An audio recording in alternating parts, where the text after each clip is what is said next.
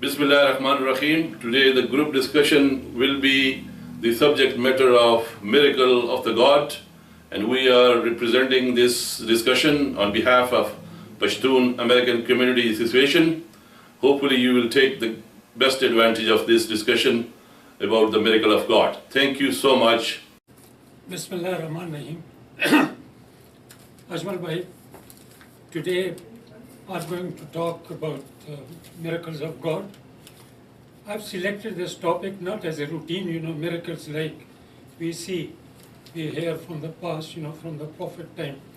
I'm going to talk about a reality which is existing today, which has been there since the long, since 500, 1,000 years. It has been there. So I'm just trying to point out to it. So,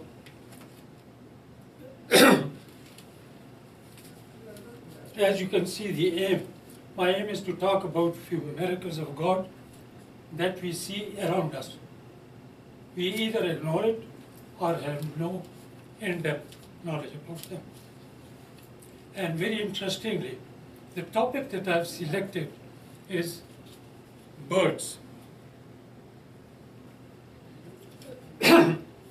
So we are not going to show a small video here, this we'll talk later, but this is my topic. the secret is behind the birds. Yeah, I'm going to talk about the birds. There are thousands of species, thousands of them. This world is full of birds. But I've just selected two. One is known as the bar-headed geese, and the second is the hummingbird. Now, why these two extremes? Number one, they are totally diametrical, opposite to each other as far as the size is concerned. But they are similar in one factor, and that factor is the migration. Because I'm going to basically talk about the migration of these birds.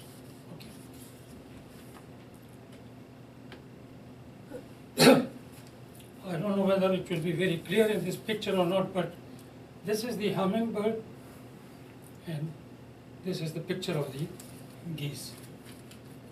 Now I'll take one by one. I hope it's clear from the picture. This is the hummingbird, the small bird, and this is the geese, the long distance flying bird. Here's another picture of the geese. All right. First of all, we talk about the hummingbird. It's known as the ruby-throated hummingbird. This bird is, strangely enough, its weight is 4.5 gram. Imagine a very tiny thing, equal to a thumb. A very, very small bird. Exactly. Okay, its characteristics. The characteristic is it flies straight, and just like, on the ground, on a road, a vehicle will apply the brakes, it can just stop. And the funny thing is, from that stop position, it can move back, it can turn both ways, it can go down, it can remain in one static position for a very long time because it takes its food from the flowers. It puts its nose into the flower, and while standing there, and you imagine it's the movement of the bird is about more than 500-600 RPMs per minute. 500 to 600, 800 times per minute they move there. You can't even really see those wings. Now the speciality, why I've selected this is the Mexico, the Gulf of Mexico, and this is Northern America, and this yellow portion that you see is, the general area of the Mississippi River. So what happens when the type of migration comes? This bird in one night suddenly there's a big flock of birds. They get up and they start moving from Gulf of Mexico to Mississippi. How much is the distance? 600 miles. How much is the flight? 26 hours, non-stop. There is water underneath, it is flying. There is desert underneath, it's flying. There are mountains, it's flying. There is night, it's flying. There is dark, light, snow, rain, whatever, and this bird is flying. And it goes, it's so tiny that if it goes to the water, it is just eaten up. So it can't take the risk of, dropping down. So it has to, in one go, it has to reach the destination. Who tells it to reach there when? Now this, in my last part, I'll talk a little bit about the migration of the birds, so this will be clear. So this is one, just map I wanted to show you, so that you know about the hummingbirds.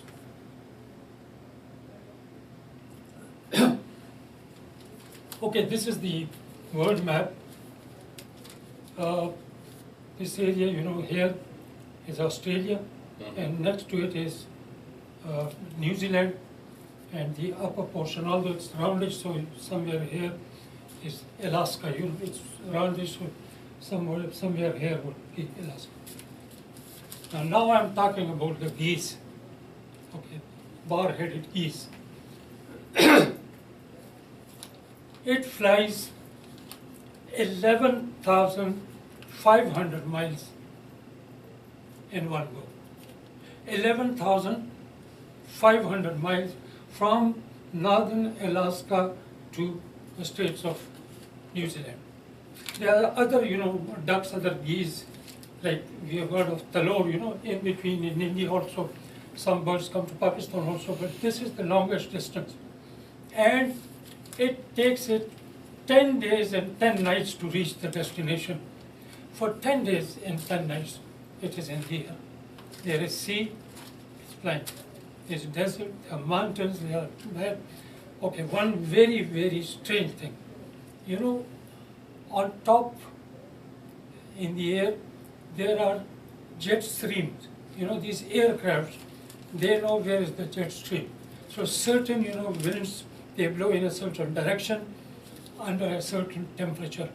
So these birds, when they go up, they get into that jet stream where the temperature is minus 59 degrees.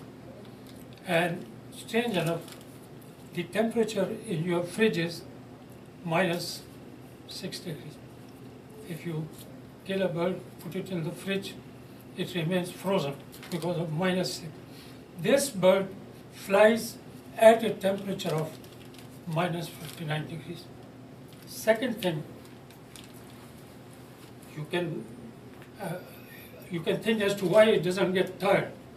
After all, there's a mind, there's a brain, you need to sleep.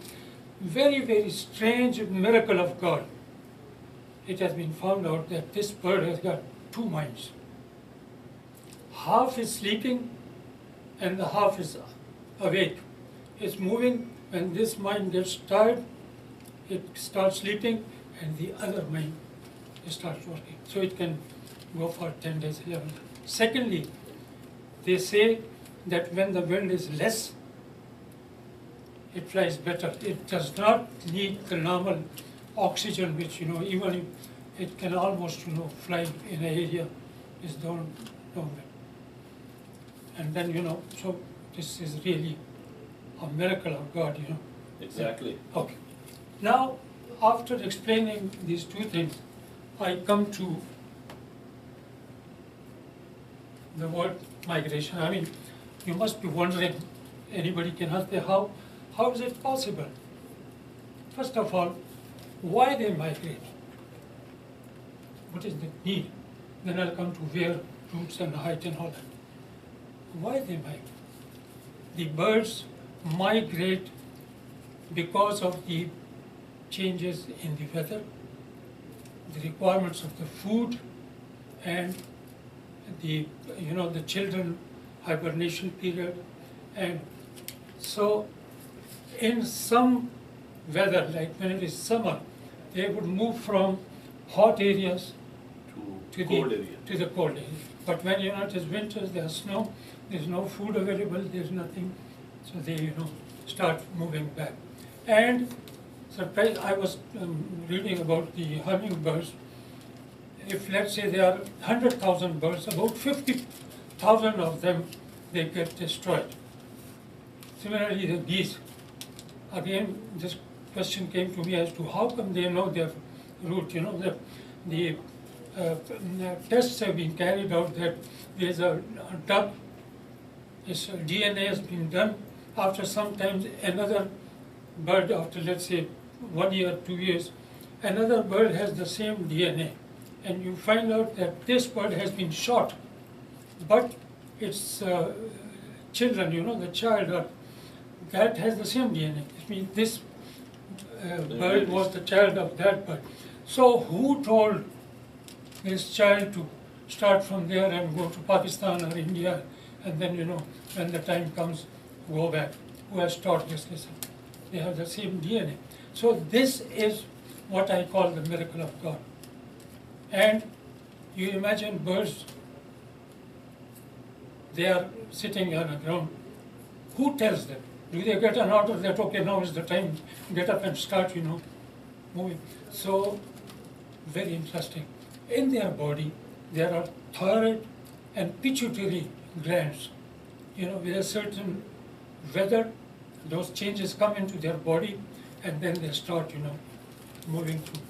Okay, now the next question is, where do they go? 4 questions. Initiation, migration, or direction. They have an inbuilt GPS in them. Which direction should they fly? And their destination.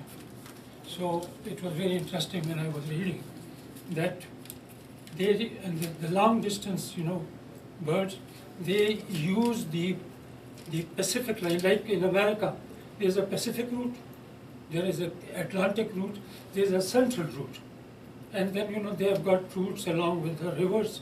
They recognize, mountains and lands, features, vegetation.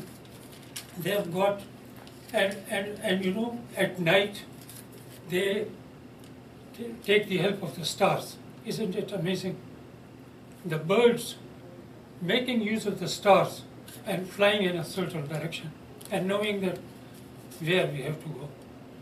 Inbuilt, God has created. They know their destination. They know their destination. They exactly go there, and they leave behind children. They normally they leave in fall and they return in spring after the summer. And the same route, then they do vice versa after 6 months. Okay, I talked about routes that on the ground, they can see. They select routes and they go on specific routes and reach there. Height. You will be surprised, Ajmal, by that the height of the Himalaya is about 29,000 feet, Himalaya. There are birds which are flying as high as Himalaya. The highest recording is 29,500 feet. And birds have been seen flying across Himalaya. They go up to certain height, and then from there, they start rolling down. So, and these other birds, the hummingbirds, they fly 500 yards, 600 yards, 1,000 yards to a mile, 2 miles above the surface. And then they just go in flocks, With this height and this flocks, I remembered another one. In Taiwan, the butterflies, they migrate. And how many are they? Can you imagine how many are they? 11,000 butterflies crossing one point in 1 minute. In 1 minute, 11,000 butterflies. 1 You point. can imagine. 1 point here, like let's say there's a road there to cross. So in 1 minute. So you can imagine how we can be say millions and millions and millions, and they do migration, and then in a certain period, we have migrations here, to Canada and from the Southern America coming to America, the butterflies, and you will see in this belt there are a lot of butterfly museums. I had gone to Florida and I saw one, but there the ticket was about $30 because there were thousands and thousands and types of and colors of butterflies there. There's a very big museum in Baltimore, Maryland. And I talked about orientation.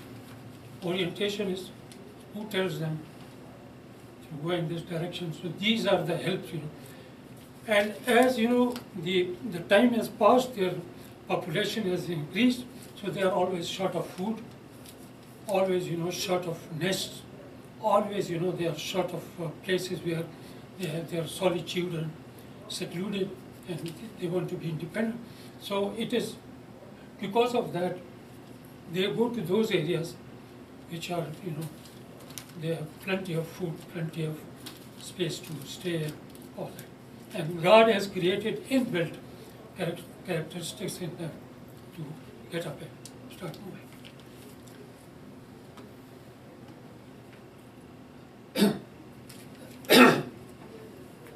I just want to give you, since I'm talking about miracles, how it happens. The question is why. In Quran, in many places, it has been said that I want you to study on these things, think about these things, and at the end, start believing that there is a God. 8th para, walau annana. Somewhere at the end, I think 102 or 102, it says, Inna rabbakumullahu allazi khalaqa as-samawat wal arda fi sittati ayamin summa istawa ala al-arsh yughshi al-layla an-nahara yatlubuhu hasisan wash-shamsa wal-qamara wan-nujuma musakhkharatin bi-amrihi. बेशक तुम्हारा रब वो है जिसने इस दुनिया को पैदा किया, उसने 6 दिनों में दुनिया को पैदा किया, दिन के पीछे रात लगा दिया, रात के पीछे दिन लगा दिया, they keep changing, और उसने सूरज, चाँद और सितारों को पैदा किया, और इसी तरह ताकि उसको वो हुकूमत करे, मुसक्कत उसको फिर वो कंट्रोल करते हैं उनकी movement. If God can control the movement of the sun and the moon and the world, what is a hummingbird? What is a geese in front of him? And you read Surah Rahman, after every sentence it says, فَبِأَيِّ آلَاءِ رَبِّكُمَا تُكَذِّبَانِ. तुम अब भी अल्लाह की नेमतों को ठुकराते हो. There is a verse, it says, بَيْنَهُمَا بَرْزَخٌ لَا يَبْغِيَانِ فَبِأَيِّ آلَاءِ رَبِّكُمَا تُكَذِّبَانِ. मैंने 2 दरियाओं को ऐसा पैदा किए कि वो आपस में मिल जाते हैं, जैसे कि अटक का जिक्र किया कुरान शरीफ में, दरिया सिंध और दरिया काबल वो आपस में आके मिलते हैं. Hadi, may I ask you a question? You're giving a pretty good, unbelievable representation about this. But I will request you, whatever you said right now in Urdu, would you be able to translate it in English so everybody all Okay. can understand? He says, I have got rivers which come and join, and I have not allowed any river to surpass the other or to dominate the other. They just so that they do not dominate each other. I can give you 3, 4, 5 examples from the world, from America, from China, but the Pakistani example is the easiest to understand. The earlier verses, I can say that God has created this world. He has created sun, moon, earth, and He created this in 6 days. He created the night and the day, and now He is also controlling, the movements of all these things, which we call as in Urdu as the kainat, or the nature or the universe, you know. So God is controlling. So this is just a very small example of the miracles of God. So Exactly. Thank you. I suggested upon that we should, all those who are seeing this, should start thinking about the magnanimity and the greatness of God, and try to learn, listen, start believing, and then the non-Muslim, you say, even they contest whether there is a God or not. So I think they are at a loss. I think it's a wonderful representation about God, and everyone in this world should see it, Think about it. and evaluate it, Yeah. think about it, Yeah. and I think it's a pretty good representation. You did Thank a you great very much. job. Thank you.